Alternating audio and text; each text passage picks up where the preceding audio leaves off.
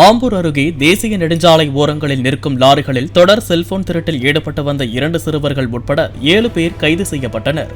அவர்களிடமிருந்து விலை உயர்ந்த 9 செல்போன்களை பறிமுதல் செய்த போலீசார் வழக்கு பதிவு செய்து நீதிமன்றத்தில் ஆஜர்படுத்தி சிறையில் அடைத்தனர்.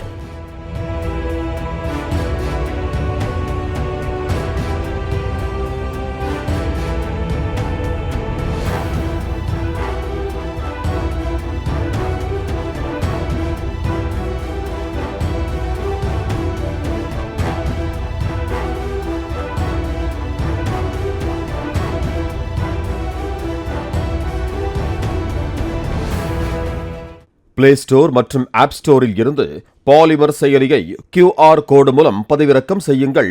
செய்திகளை உடனுக்குடன் பெறுங்கள்.